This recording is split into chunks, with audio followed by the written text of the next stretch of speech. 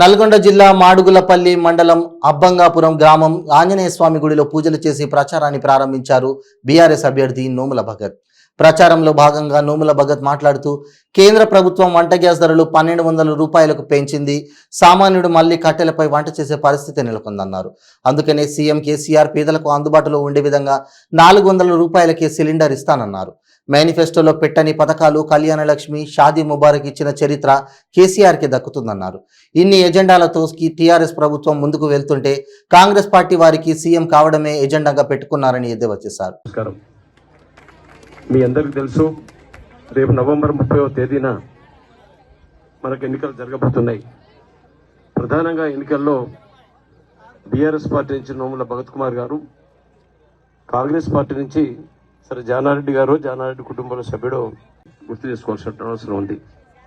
గతంలో ఈ గ్రామానికి వచ్చినప్పుడు మొన్న జరిగినటువంటి హోరాహోరీగా జరిగినటువంటి ఎన్నికల్లో కేవలం 2 ఓట్లు మాత్రమే మనం ఆధిక్యత సంపాదించినట్టుగా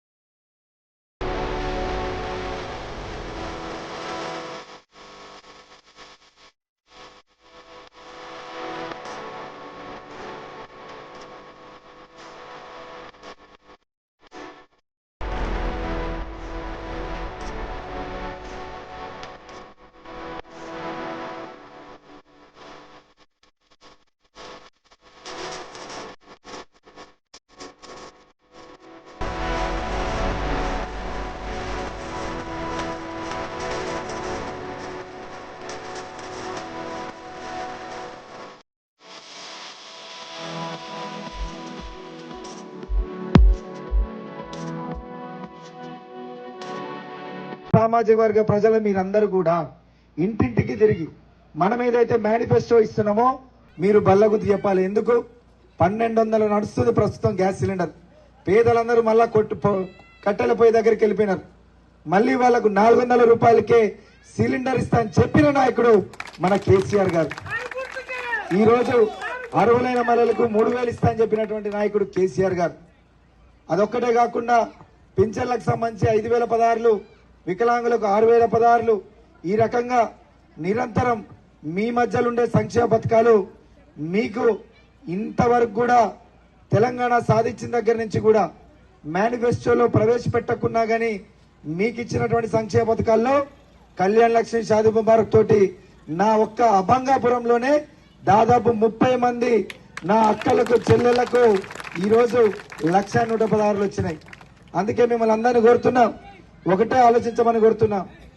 ఈరోజు కేసీఆర్ గారు వస్తే 24 గంటల కరెంట్ ఉంటుంది, ఇంటింటికి మంచినీళ్ళు ఉంటాయి.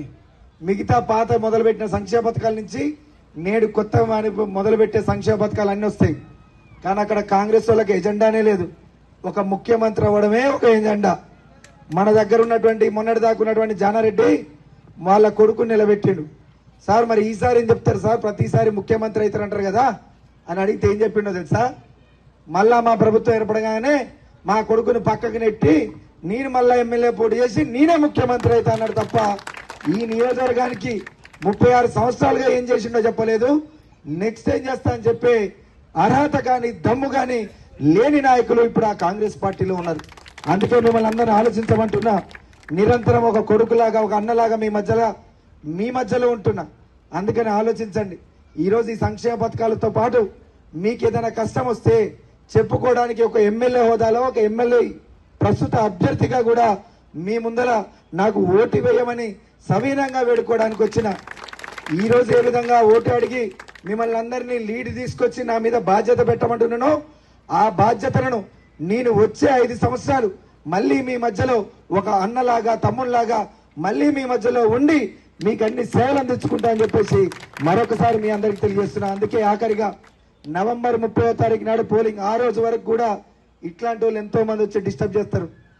వాడెందుకు వీడెందుకు, మా వాడు హైదరాబాద్లో పండుకుంటేనే కరెక్టు, ఈ పిల్లగాడు వచ్చి ఒక్కడే ఊర్లో తిరిగితే ప్రతి ఒక్కరికి మంచి జరుగుతుంది, ఇట్లాంటి వాళ్ళు వద్దని చెప్పేటోళ్ళు 2-3 తయారవుతారు. కానీ ఈ గ్రామంలో ఉన్నటువంటి 90% నా అక్క, చెల్లెలు, అన్న, తమ్ములు, పెద్దలందరూ కూడా నిలదీయాలి.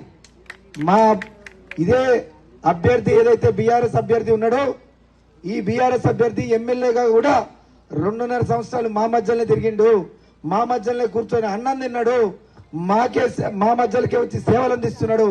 ఇట్లాంటి అభ్యర్థి మేము ఇప్పుడు గెలిపించకపోతే రేపన్నాడు మళ్ళీ మేము హైదరాబాద్ లో ఉన్న నాయకుడిని గెలవాలంటే చాలా కష్టం.